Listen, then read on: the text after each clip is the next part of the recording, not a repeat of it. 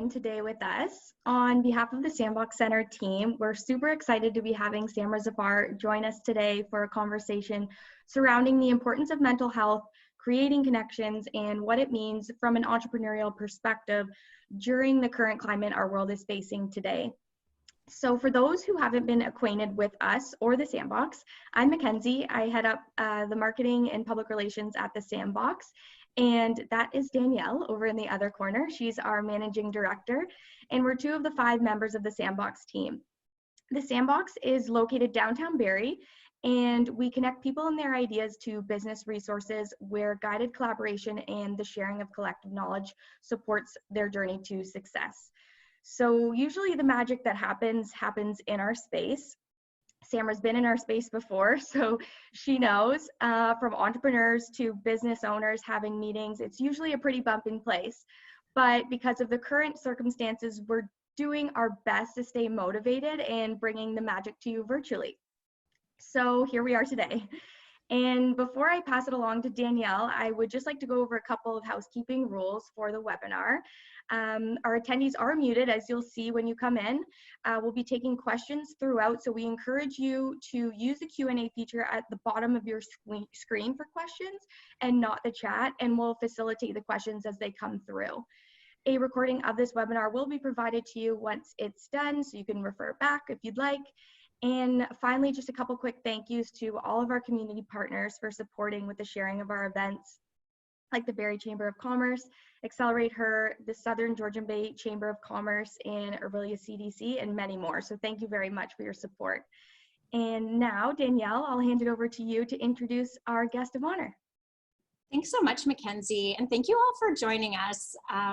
What an unsettling time we're in, but when we can form this connection and sense of community, it definitely lifts my heart up. I'm so excited to have Samra here today. So Samra Zafar was 16 years old when she was forced into an arranged marriage.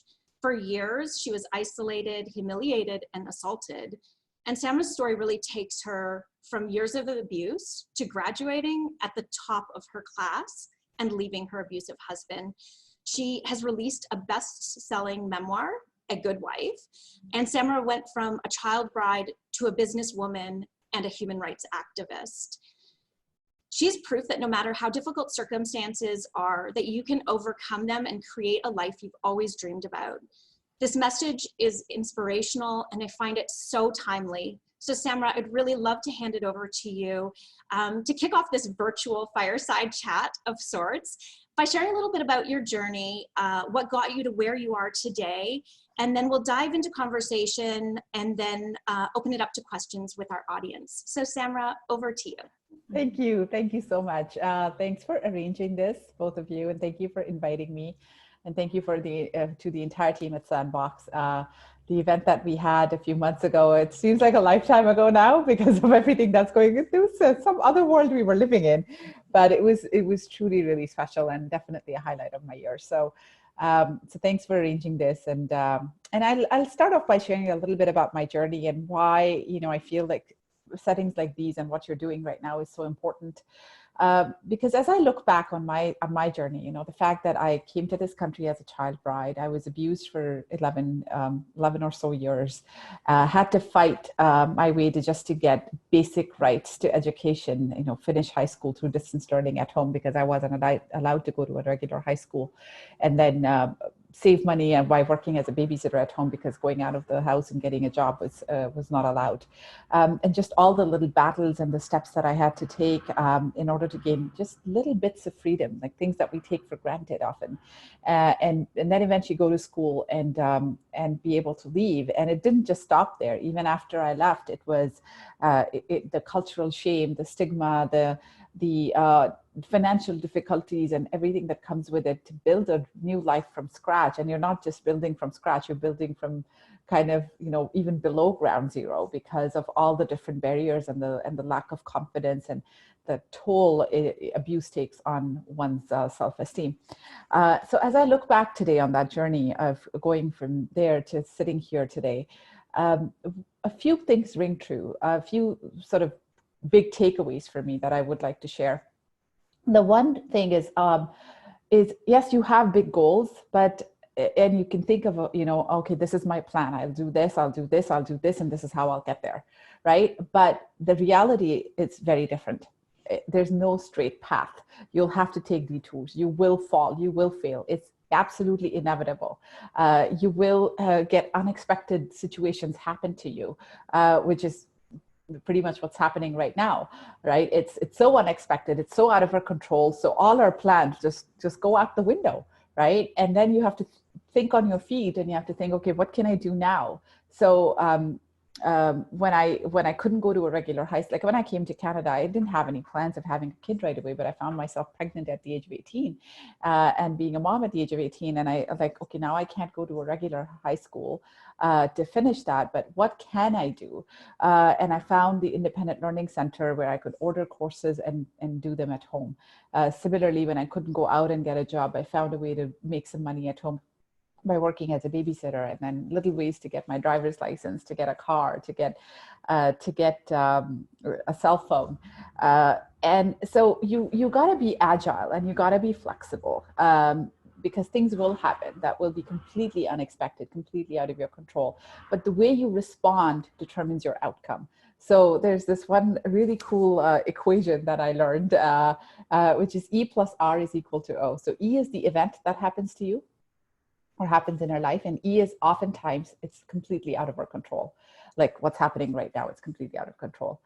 O is the outcome, which is how you get out of it. And the R, so E is the one you can't control, but the R is the response, and you can control that. So depending on what your R is, if you're going to sit there and think, okay, my world has ended, I can't do anything about it, your outcome is going to be not that great. But if you're like, okay, what is the opportunity that I can create out of this adversity? What is the next step that I can take? What is in my control? Let's focus on that. And then your outcome could be very different depending on how you respond to it. So always, try to be flexible and agile. And the second thing is community, like having the right support system around you. And there's one rule that I live by, that if I'm not getting what I need to be to be me as who I am, to be true to who I am, and to succeed in the best way that I can, if I'm not getting what I need from the people around me to do that, then I'm not asking for the wrong things, I'm asking the wrong people.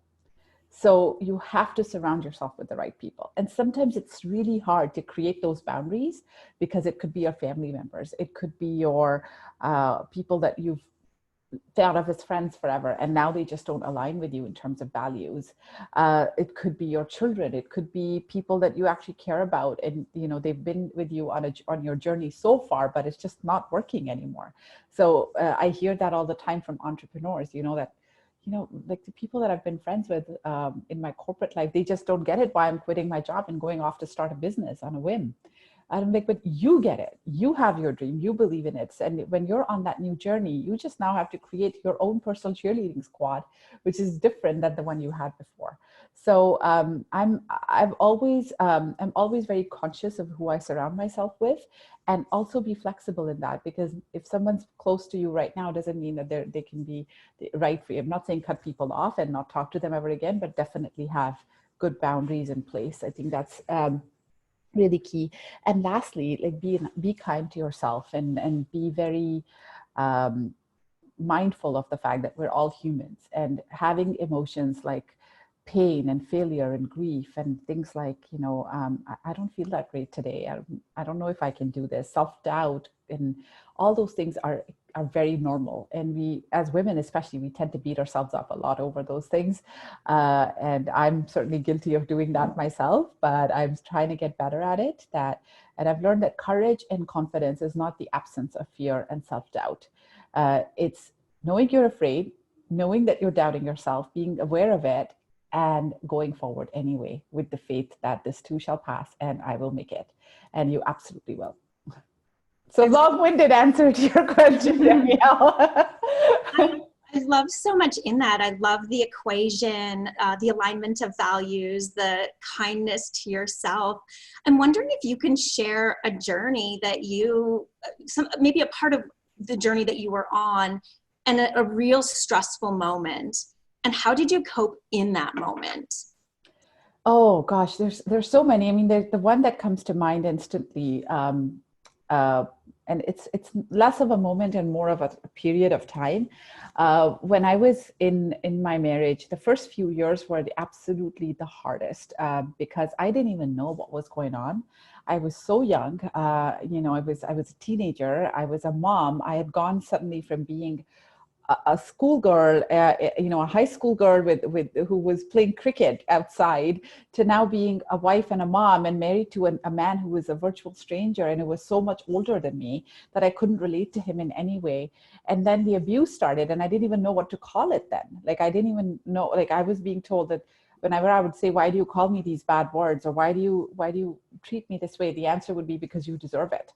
So I started to believe that, and my confidence was absolutely low, and I had no hope of ever being able to go to school, which was my dream since I started dreaming. So even during those moments, though, I would stand in front of a mirror with a piece of paper rolled up in my hand like a fake degree, and I would practice my graduation speech that I would one day deliver. And I never had any hope of ever going to university. No idea how it was going to happen, but I kept that goal and that dream alive. And 10 years later, I did deliver that speech. So it's just, you got to be your own champion. You got to be your own cheerleader. And then there have been other times, like my daughter went through some period of severe mental illness a few years ago, and supporting her as a parent, I had to completely change my parenting style. And, here's a child who, I thought I'd done everything in my power to give her a good life, but the trauma of what she saw as a kid came back to haunt her when she was a teenager, and certainly like pulled the rug out from under my feet when I discovered that she was self-harming, and she was having thoughts of ending her life, and I felt so helpless as a mom. But in that moment, I also knew that I need to learn. I need to grow out of this. I need to learn how to be an effective caregiver and a parent. And it was a very tough journey, but today we're the best of friends. And it doesn't mean that we don't fight. And right now she's really mad at me because I'm not letting her see her boyfriend, but because of social distancing. But at the same time, we've got each other. And here's a child who, at one point 2 years ago, I didn't even think she would she would finish high school, and now she's going to university in September in the program of her choice. So,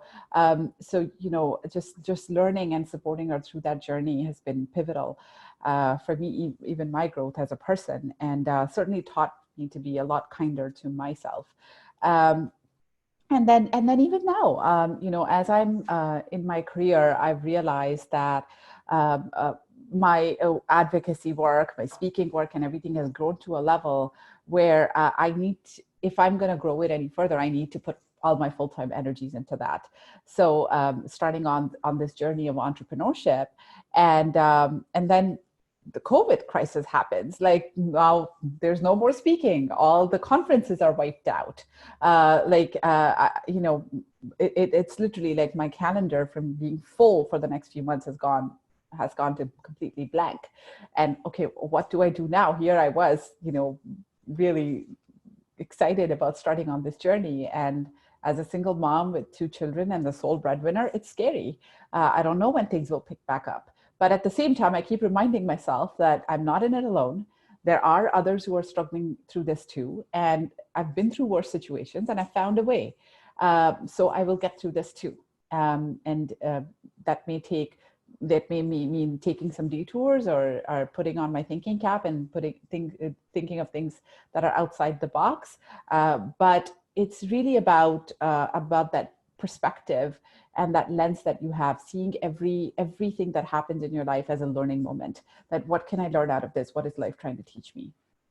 Thanks for sharing that. And I'm thinking about how difficult it must have been to cope when you were in, the 10, 11 years of abuse. And then thinking about, your daughter and her struggles. Was there any learnings from your own experience in coping with being in a difficult situation that you could apply to support your daughter in her journey? Absolutely. I think from my own experience, definitely just understanding understanding abuse in general and what I needed as a child, that helped. But the biggest thing was that I'm a lifelong learner, and I think that helped me understand that, okay, there's something I'm not doing right, because there was a time when she and I were so much at odds that we just thought we couldn't coexist. So there's something here that I'm not doing right, and I need to figure it out. And then I started reading books and putting myself into therapy programs and training and just whatever I could about child psychology, and figuring out how trauma affects teenagers and teenage youth mental health and anxiety and depression and all those things. And going to group therapy with her and pouring myself into that. And it changed my perspective completely. So there was, this idea of validation is so key to any kind of relationship, whether it's romantic, whether it's your family, whether it's the relationship you have with yourself. We have to validate ourselves. We have to validate other people if we want to be in a healthy relationship. So I went from being that mom who would, when she first started to self-harm and she first started to display these signs, I would talk to her like, what do you have to worry about? Like, there are kids who are dying in this world of hunger. I was married at your age. Like, be grateful for your life. And it was all coming from a good place. And I wanted to, just make her feel grateful, because that's kind of what worked for me. And one day she said to me, Mom, just because you and other people have different problems does not mean that my problems aren't valid. And it was a big wake-up call of sorts for me. And I'm like, you know what, she's absolutely right. And I need to understand, like, empathy is not about solving her problems. Empathy is about holding space and showing her that she's not alone.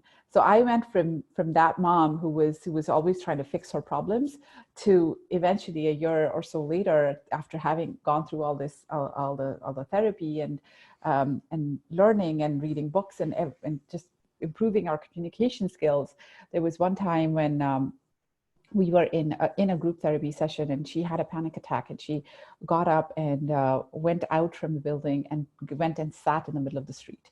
And I went out. It was a very quiet street, but a street nonetheless. And I went out and I saw her, and she was visibly quite distressed. And I just felt like, oh my gosh, like, like initially I think like, what if a car comes? Like, it's so embarrassing to sit here. And like that, these were my thoughts. But I just caught myself in that moment, and I was like, what does she need right now? She needs me to be there. And she was saying things like, Mom, just leave me alone. Your life is better off without me. And if I wasn't born, you could have left that a lot sooner. And these were the things that she was saying. And instantly I had to I'm like, this isn't about me. This is about her.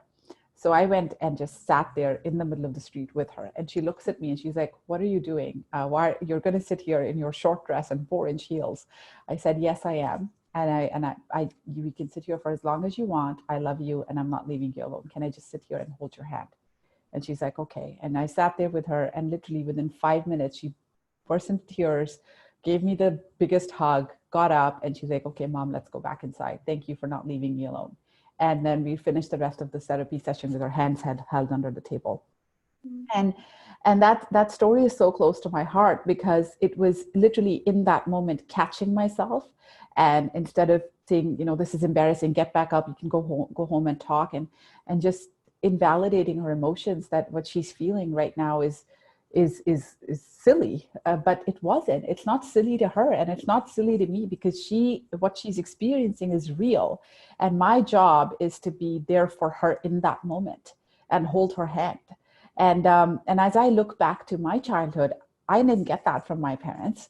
I didn't get that in my marriage, and I think that's had been a big learning curve for me to be able to do that now for myself too. That if I am feeling anxious and I am feeling filled with self-doubt, I'm feeling low, I'm feeling scared, it is normal. I am human. So the way I validated my daughter by sitting in the middle of the street and holding her hand, I have to validate myself too. And sometimes that comes in the way I talk to myself, giving myself hugs, or just saying, you know what? It's all right. It's normal to feel this way. And you know, whatever you have been through life, you never move on from trauma or grief or adversity. You move on with it. So all our experiences shape us as we move forward with life. So you can't just say, oh, this is over, I'm going to forget about it. Sometimes it'll come back to you years later. Like, I share my story on platforms across the world, and I've been doing it for years, but there are moments when it just hits me. A few last year or so, I was cleaning out my closet, and I came across a passport of mine, which was my very first passport after I got married. And I opened it, and my age was 17. My marital status was married, and my occupation was housewife. And there was a picture of me in there, which was taken when I was 16. And just looking at that, it just became so real, and it just hit me so hard that I felt so sad for this girl who was staring back at me, because she lost her childhood, she lost her adolescence. It's never going to come back. Yes, I have a wonderful life, and I'm very, very grateful for my life. But at the same time, I am sad sometimes, and that does come back, and that's okay. It's normal. I used to beat myself up over it. Like, why is this happening why am I getting affected now? It's like ancient history. I have such a great life. And you invalidate yourself when you say, like, you have so much to be grateful for. Why am I feeling this way?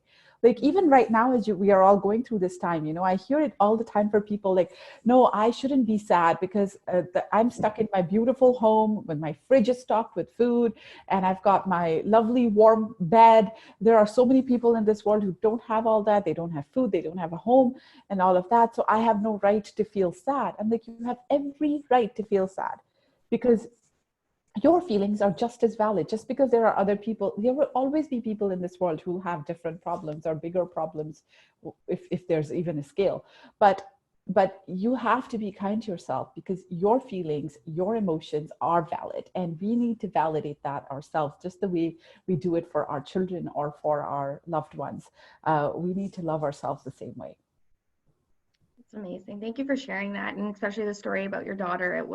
Thank you for sharing. I think you mentioned as well, just into your new journey to entrepreneurship, and thinking back to obviously dealing with your situation, and then moving into having to deal with the effects with your daughter. You were an entrepreneur at heart, just to get out of that situation in general. And so maybe you could share how did you, because I know, how did you set goals back then? And because even when it came to that situation with your daughter, you right then in that moment set a goal, I need to help her out, I need to move her past this. And so when it relates to your new journey now, how are you setting goals as an entrepreneur as it relates to what's going on right now? So I think my approach to this, and to anything in life really, is always focus on the next step. And you will have goals, you will have lofty goals. Like for me, you know, even when I think about how I got my education, right? For sure, like if I knew that I wanted to get a degree, and I wanted to graduate, and I wanted to do the best that I could. But at the same time, my eyes were always on the next exam, the next course, the next assignment. So the more when you climb one step, your courage to take the next step automatically increases. So it's like an exponential kind of a journey, where you do the one thing, whether it's even just applying for something, if it's applying for a grant, if it's learning something. Like right now, I'm using this time. Okay, this is a downtime. I'm not going and speaking anywhere, but how can I utilize this time to learn about what I want to do? So I'm taking some positive psychology courses. I'm, you know, to build more depth into the work that I already do. So I do a lot of work on mental health and resilience building and workshops and things like that already for my clients.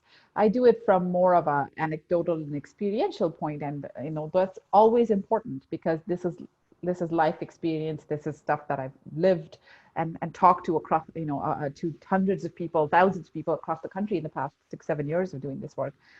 But how can I make it more, how can I embed that in also research and science and research backed tools and things like, and more new things that I can bring to my clients, right? So I'm like utilizing this time to take some learning and take some courses and just read books and build my repertoire and toolkit. So the goal is always like, yes, I know what I want to do, and I know that, you know, this is my like that's my North Star. My North Star. What is it that drives you in this life? And for everybody, it's different. We're all unique. But I'm always driven by helping people. Like I'm impact driven. So for me, it matters less. Of course, I want to have a comfortable life, and I want to, you know, make sure that my children are comfortable and all of that. But it matters less about the paycheck and more about what is the impact that I'm creating. What is the how many people am I helping? How many lives am I be able to touch? So when I keep that North Star in my head, that this is my career path, like whatever career path I chose, whatever path I choose, it has to have that impact in nature. So while I'm on that path, though, the steps could be very different. So you know, your plan to get there is really topsy-turvy. Like you'll fall, you'll take a detour, you'll take a step back. Things will happen. Like, I mean, if things were like just a month ago, I was traveling all across the continent doing multiple speeches a day. And now I'm like, I don't even know when that will happen again. But at the same time, I can use this time to do other things that will help me be more ready when things do pick back up, because everything passes, everything is temporary. So this too shall pass. What can I do to prepare myself even better when things pick back up? So and take the time to reflect. So I think that's sort of the my approach to all of this is focus on the next step. What is in my control now? And let's do that. Let's focus on that. And what is not in my control, let it go. I think a lot of us try to like think, okay, we want to imagine every possible scenario, and we want to have a contingency plan for every possible thing that could go wrong. Instead of focusing on what could go wrong, focus on what could go right. And put all your energies towards that. And when things do go wrong, yes, that's life. For sure, you want to be prepared, but also be agile. And this flexibility piece is so core to it. I'm a big Oprah fan. So there's one of her audiobooks, The Path Made Clear. It's one of my favorite things that I've ever heard. And there's a chapter in there that talks about the journey, like the flow of it all. And she talks about life as being a river. So, you know, when you're going along a river, you never know what kind of big rock will come. Maybe there's a waterfall across the next bend, and you know, it'll become really narrow, and then it'll become really wide. And so you don't know what lies even 10 feet ahead of you, right? But the more liquid you are, the more water-like you are, you will find a way through. You know, you'll squeeze yourself to go through that crevice. You'll go under the rock or over, or fall down the waterfall and still keep going. So be as you know, as liquid and fluid and agile as you can possibly be. And the ride will be great. It doesn't mean it won't have difficult times. It inevitably will, but you'll find a way through. So I think focusing on the next step and being as flexible as possible, like those are the two things. And of course, surrounding yourself with the right support system. That's absolutely key. Yeah, I mean, everybody's trying to pivot right now, right? And trying to be as fluid and liquid and agile might seem like a daunting task. Look at what you're doing. You've taken everything and turned it virtual. That's being fluid and agile. That's awesome. Yeah, it's crazy how quick things can change, but I mean, if you can adapt at the moment, and if you have people to support you to do so, I think it really does make a difference. And I mean, I know you obviously are having to pivot on your goals right now. And so you kind of explained a little bit of how you are dealing with that, and which is great. And I think if we can take this time to dive into maybe interests that we haven't had the time to before, and just to open ourselves up to more creativity within this moment too, and that's going to improve us not only in our jobs but our personal lives as well, which is great. Take care of yourself during this time. It's a difficult time, and you know, on one hand, you have all the time to now do a lot of things, but on the other hand, mentally, like it's hard to get into a creative space, right? Because you're stressed, and there's a lot of stress triggers around us right now. You know, whether you look at the news or social media, or you hear from some friend or family. Like I heard from somebody that I know who lives in New York, and her father just passed away a couple days ago with COVID. It was very sudden, and it just kind of, it makes it so real when it's someone you know, right? So when you hear something like that, how are you supposed to sit down and write something creative? You can't, right? So yes, you have time, but you also have to make sure that you're building a lot of self-care time, and a lot of like, and if you're having a day where you're just not feeling up to it, if you're having many days you're not feeling up to it, give yourself that. We're all humans. So you've got to be very forgiving, I think. And yes, when you do feel like you want to explore options, and that creativity sparks, just take advantage of it, and reflect on what's important to you. Like this time more than anything proves to us how fragile life is, and how short life is. So, if you have a 10-year plan, make it a 10-day plan. If you have a, like, okay, make your someday happen right now. I was just, before we went broadcasting, I was like, I've always had my dream to do my doctorate, right? And I've thought of doing that. Yeah, once my business is all set up, my children are a lot older and all of that, then I'll go and do it. But the past few weeks, I've just been thinking, like, what's the guarantee that will, like, the time will ever be right? Like, what's important to me? This is something that I've had as a dream. And if I'm not going to respect that and live that and go into that, then who will? If I'm not going to believe in it, then who will? So instead of waiting for the right time, take the time and make it right. So take the time to reflect and look deep within, like what are those things that keep you up at night and wake you up in the morning? What is that fire in your belly? What is that spark in your life that you really want to do? Like, what is that just the thing that drives you, right? And pour your energies towards that. Use this time to explore, to reflect, to make a little bit of a plan and again, a plan is a plan, but make it flexible. And just do things that are important, the things that where you're like, someday maybe I'll go here or do that, or yeah, you can't travel right now, so going somewhere is out, but you can, focus on what you can do and make things happen. And this is a great time to learn. There's so many now free resources.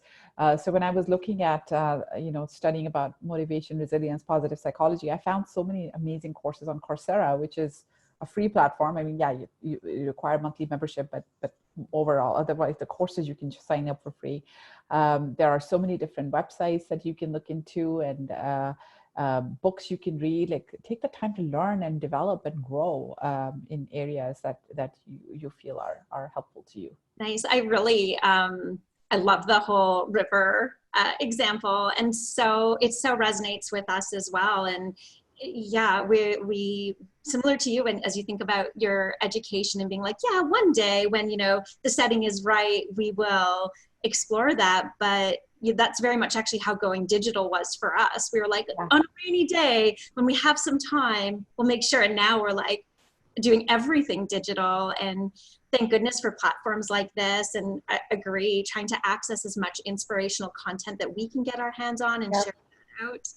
But yeah, I feel like I kind of had two thoughts, and I'm going to put them together. One is around pivoting and thinking about how you're pivoting given the current state that we're in, but then also thinking about community and how you're building community during this time. I'd love to hear how you've kind of brought those together, because I feel like that's what brought our worlds back together.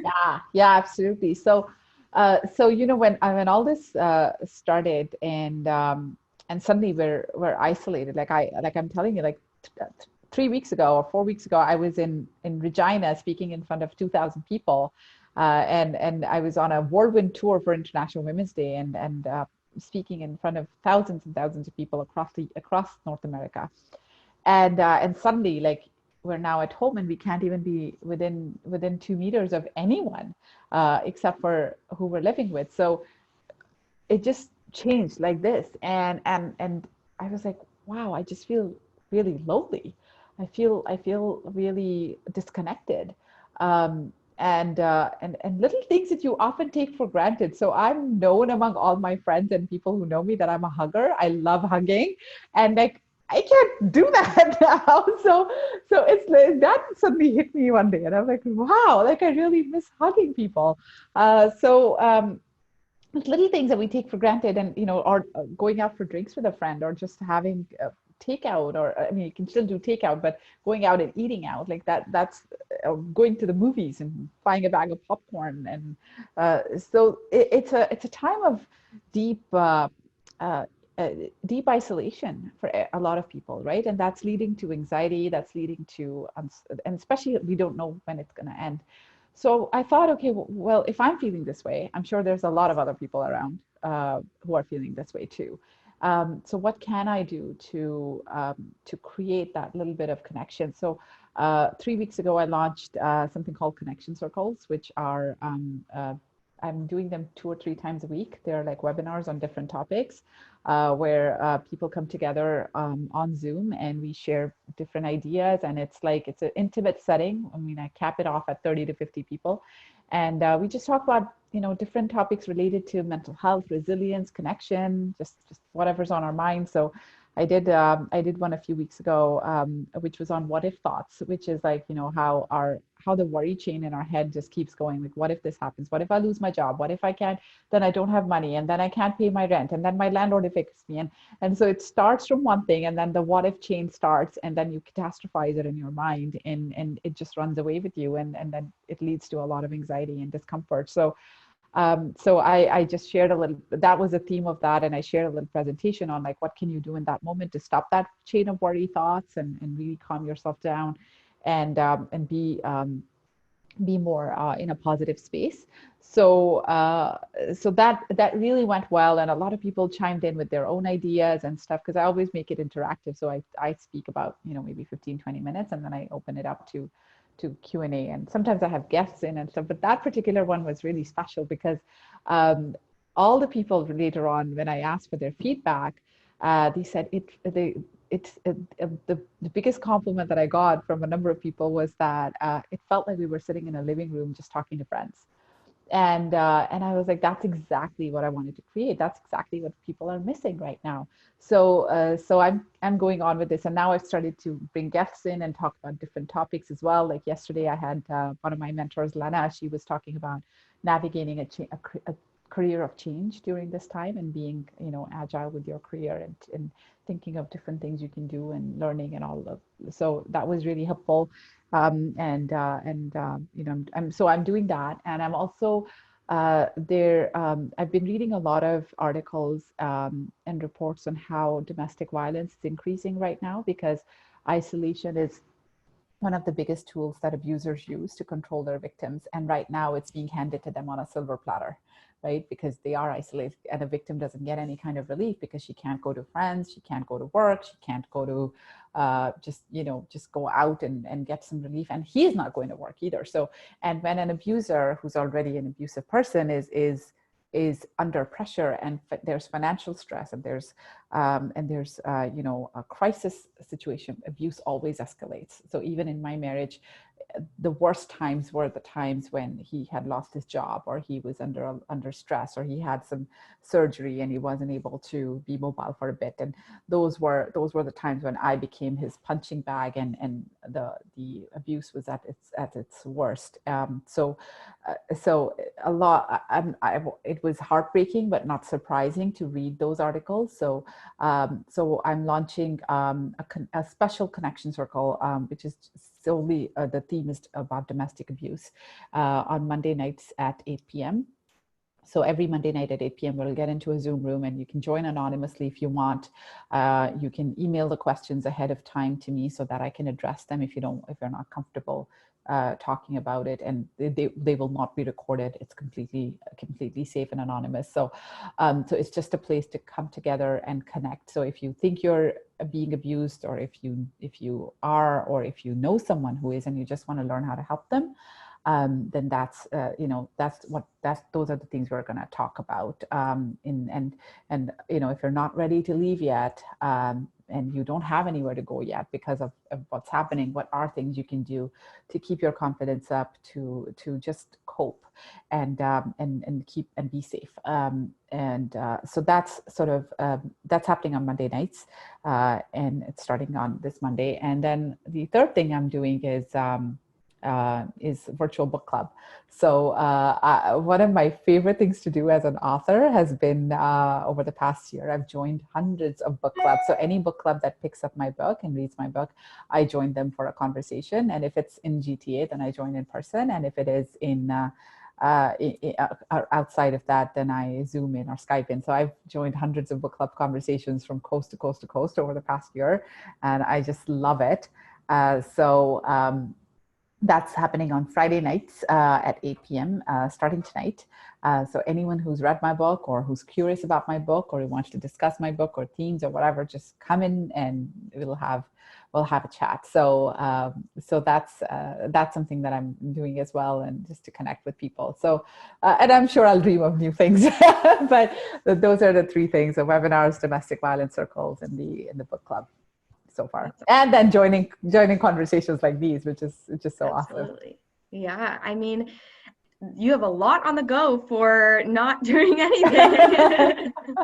It's awesome. It's all fun stuff though. Yeah, exactly. And I mean, me and Danielle, actually, we were a part of, I think it was your first connection circle that you started. And that's where we kind of got the idea and said, we need to have her on with us and talk to our network, because we want everybody to feel that source of connection. So we'll get all the information out to the attendees as well. If they want to connect with you at the end, we'll let them know where to find you. But if anybody has any questions, feel free to pop them in the Q&A. We'll be taking them as they come through. So definitely go for it. And just on the topic of speaking on community and having a support network around you, I know we know you had a mentor that played a significant role in your life.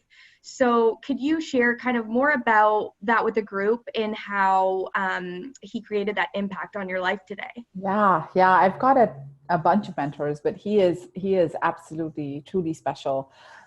So this was when I graduated from university. I was named the top student in the entire university. So there was this one award which goes to one person every year from all three campuses combined, and so lots of people are nominated, and then they shortlisted to like 5 or so finalists, and then finalists are interviewed by a panel of very distinguished alumni, and then they select a winner. So I was in 2013. I won that award, and the chair of the panel of that committee is a man by the name of John Rothschild, who is at that time he was the CEO of Prime Restaurants and now Cara Foods, but now he's retired from that job, but he's on their executive board. So and what I did after I won the award, I reached out to all the members on that committee, and I just said, I'd love to just chat over coffee and to personally thank you if possible. So I had meetings with all of them, and one-time coffee chats, and they were all willing to help me out and all of that. But John, when I reached out to John, and I was the most nervous about John because he is just like, he's the most successful person I know. And I was like, I don't know if, he'd be like, hey, why are you reaching out to me? I've given you the award, now go away. So, and the imposter syndrome kicked in, and then I'm like nervous and all of that. And then so I reached out to him, and he replied, and he's like, let's do better. Let me take you out for breakfast. So I met him for breakfast on May 11th, 2013. I remember the date because that's my daughter's birthday. She was really upset that why am I going away on her birthday? I was like, it's just breakfast, I'll be back. So I met him for breakfast, and I'd gone in with all this preparation that I'm going to say this, I'm going to say this, and this is how I'm going to appear smart and intelligent, and like all the rehearsal of dialogue in my head.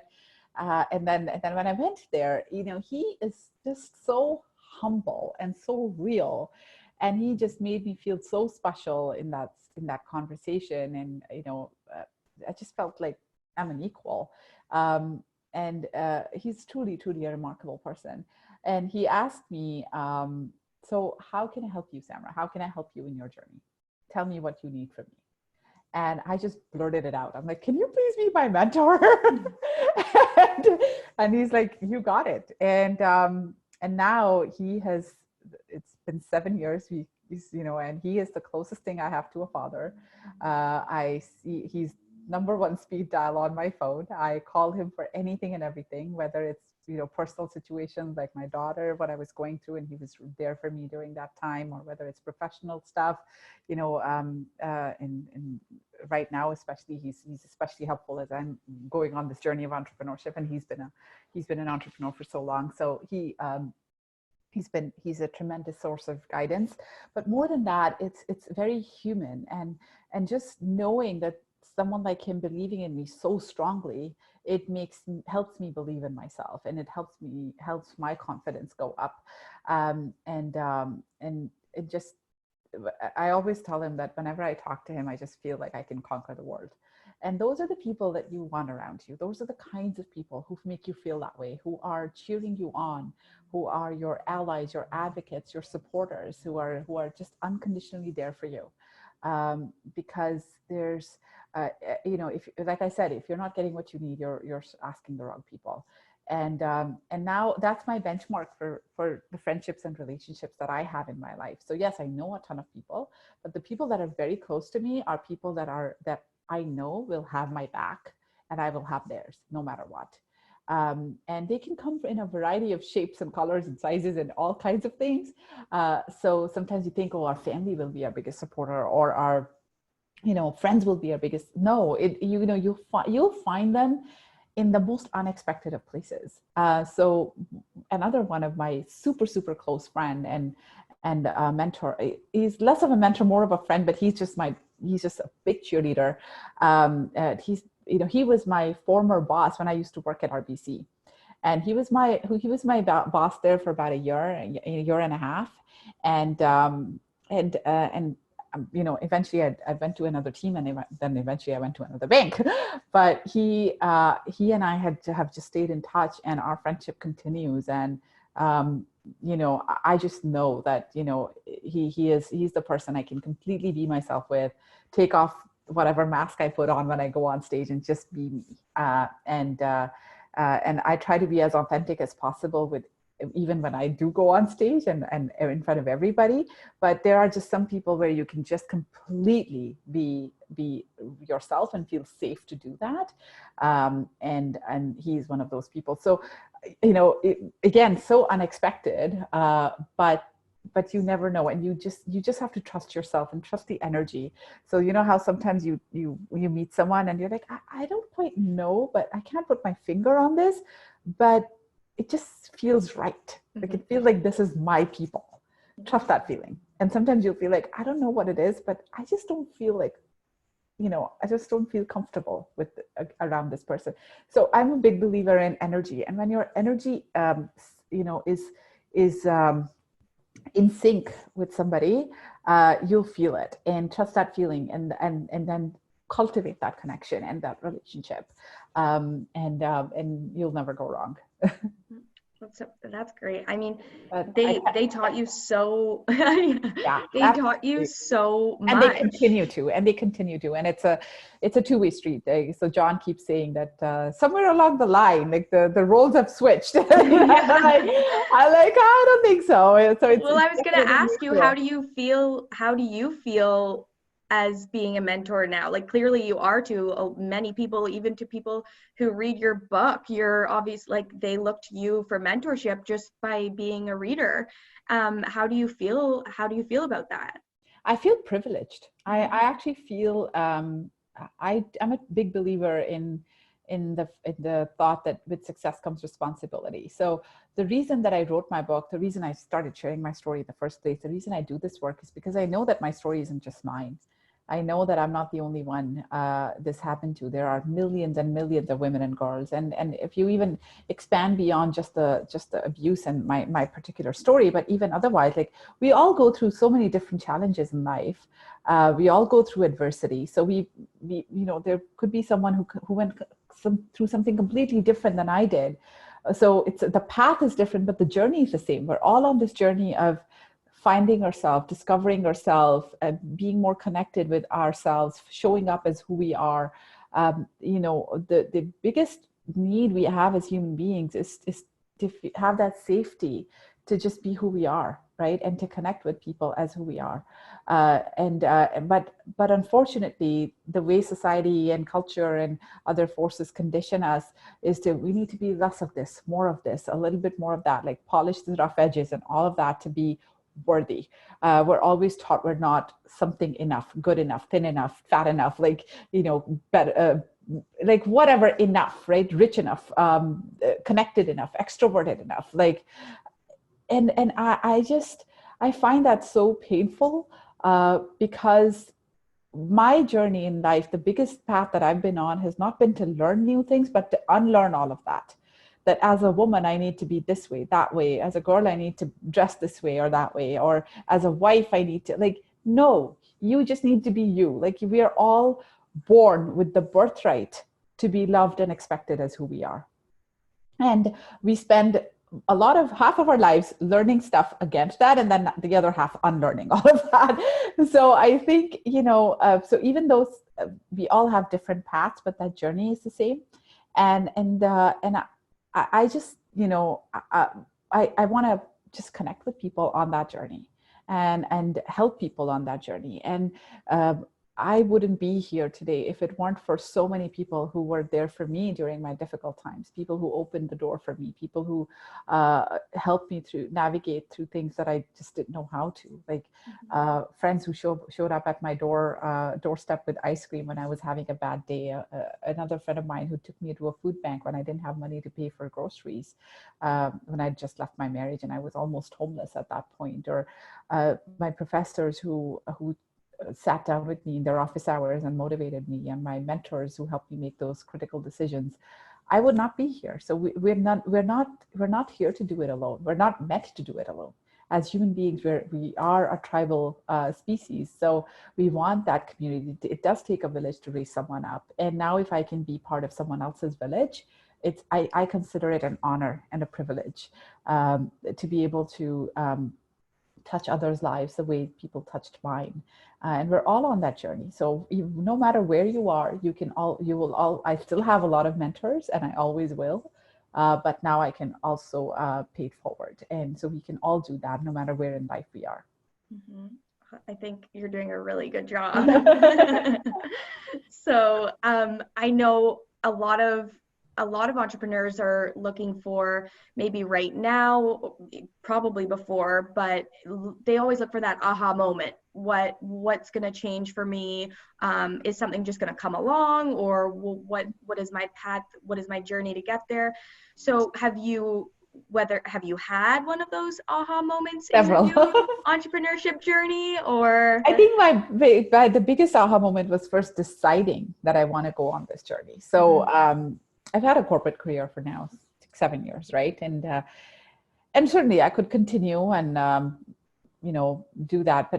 But one day, John, my mentor, during one of our monthly breakfast chats, asked me. He's like,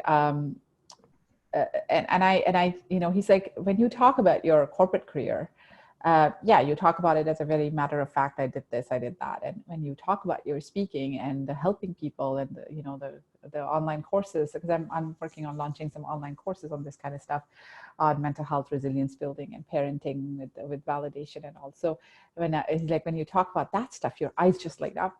And it's like your soul sparks, and you talk about your book. And when you talk about, the stuff that you're doing, and with the my book is now being adapted to a TV series, so I talk about that. And I said yes, because that's my soul food. Like, this is the work that feeds my soul. And he's like, so why aren't you just doing just that? I said, well, I don't know how to just do just that. He's like, then figure out that how. And he asked me, if I were to give you $10 million today, and I said, you never have to work another day in your life, would you still continue doing this work? I said, absolutely. Without a doubt, I would. He's like, then that's your answer right there. That was a big aha moment for me. Because if you can find something that you would do, even if you didn't have to do it, that's what you should be doing. And that will never fail you. And then the how piece is like, you'll never have all the answers. We wait for, our ducks to get in a row. We wait for the time is going to be right. So if I do this and this and this, and then I'll get there. And there was a big aha moment on that note that came to me when I was just, sometimes I get these, you just get these aha moments randomly. I get them all the time when I'm driving or I'm in nature. So I was actually during the time that I was traveling just a month ago nonstop, and I always build in some me time during my travels. So I was in Atlanta, and I went for a little walk and just reflecting on all this stuff. And I had this thought of I was like, I don't know how and what's going to happen and how I'm going to do it. But then I thought about when I was leaving my marriage, and I knew that staying in the marriage is not right for me. And I'd known for a while that I want to leave, and it's not healthy. And I learned that what was happening to me was abuse, and it was not okay.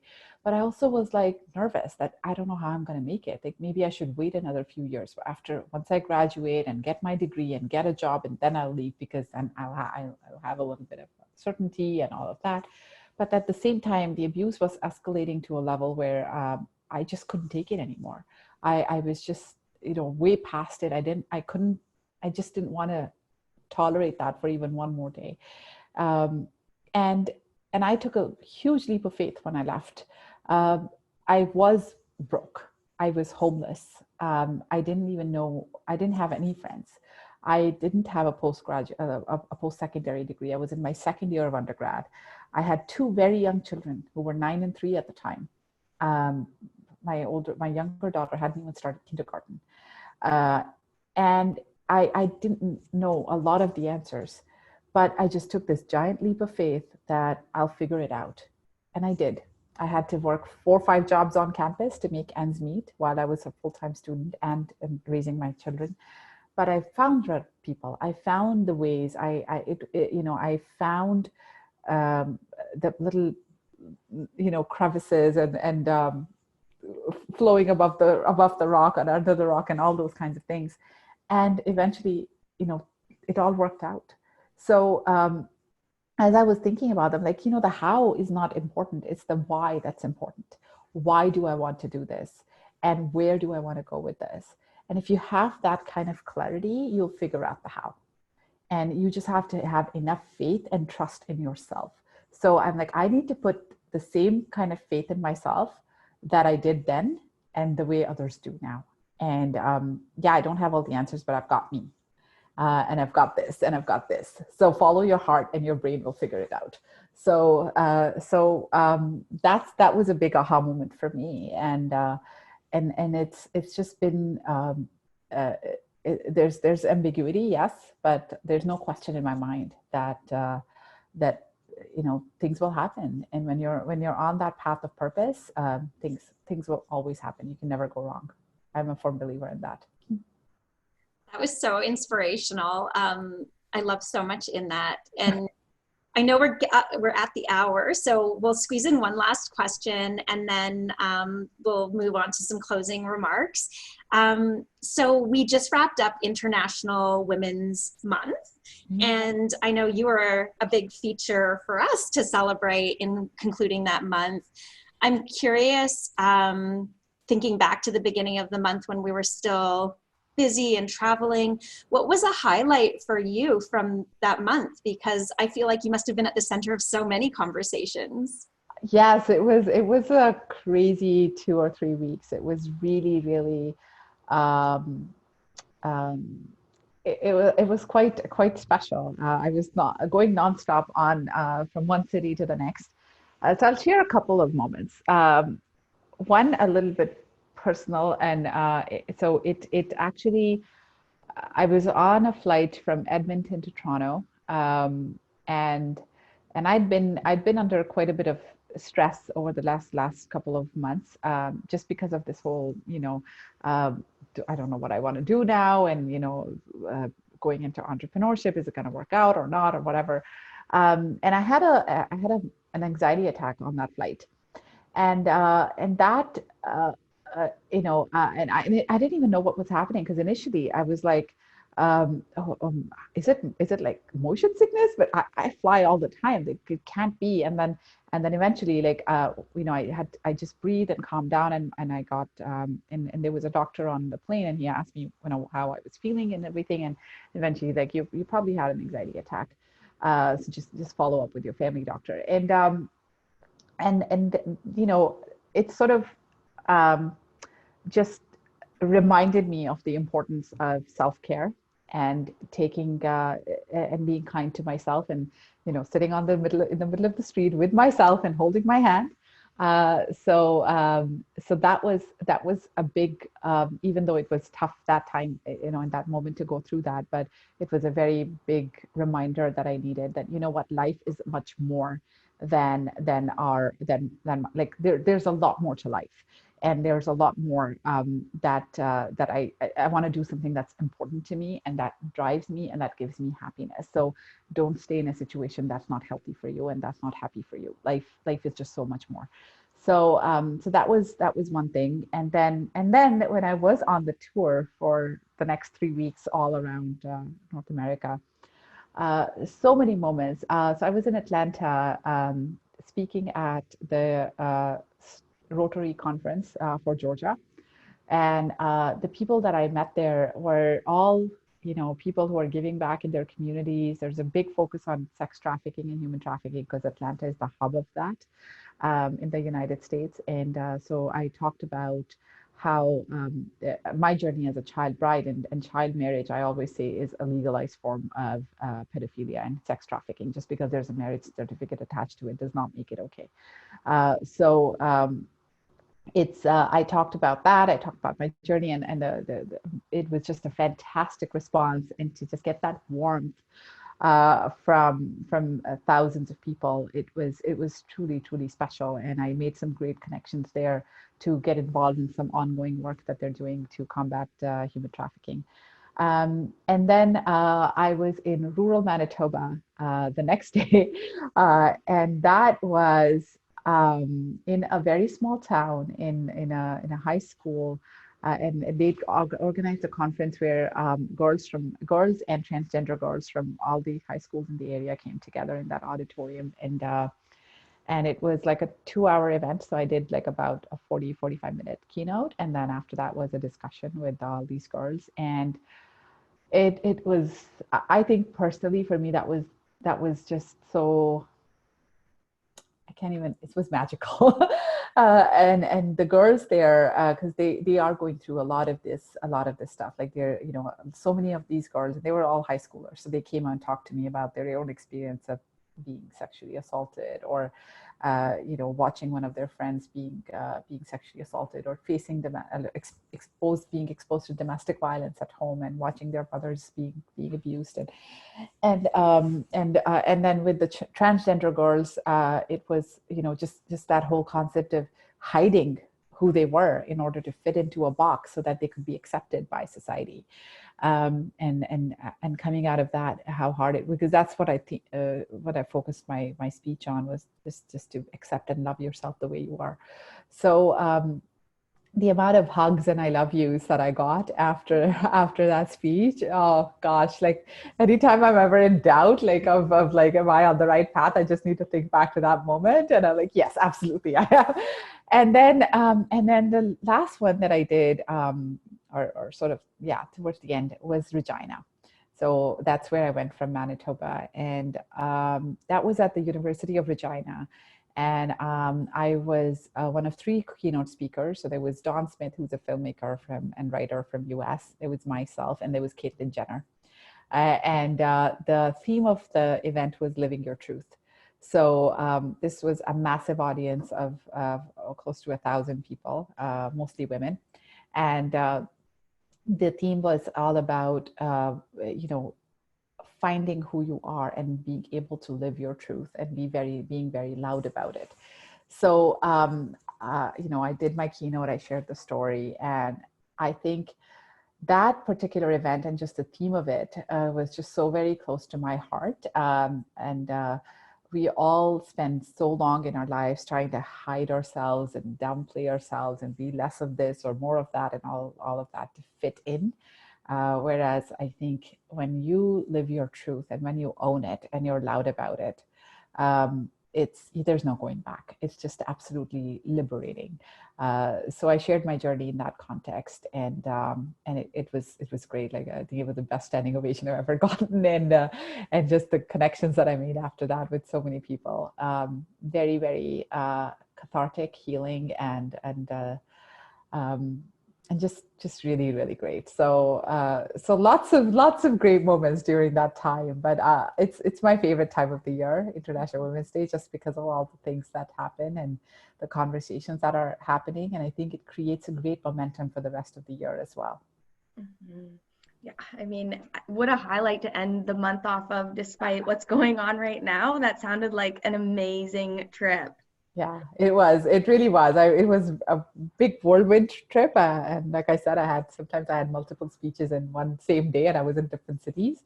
But it was just so worth it. And I ended it off in London, actually speaking at Western University and doing a conference on resilience and some of the topics that we discussed today. Which was also really special. But my audience was cut in half because it was on the Friday, the 13th of March, which was the day when social distancing measures were starting to get announced. So I was supposed to have 200 people, and then I had 100 people, but we still made a go, and we still did it really well. Oh, that's good. That's awesome. Well, I don't want to stop our conversation because it's been so much fun, but I guess from here, I just wanted to thank you so much for being here with us today. And where can the attendees find you on social, and what do you, like, you already explained what you have coming up, so how can they get involved? And I'll be sure to share that as well with them. Yeah, so everything is on my Instagram, on my and on my website and on my LinkedIn. I'm very, very easily findable and on social media. So follow me on Insta, Twitter. LinkedIn is definitely a great platform and definitely my strongest one. So I post everything that's coming up, but the webinars are during the day usually, and they are on different topics, and I post that at least 3-4 days ahead of time, so you can register, and they're all free.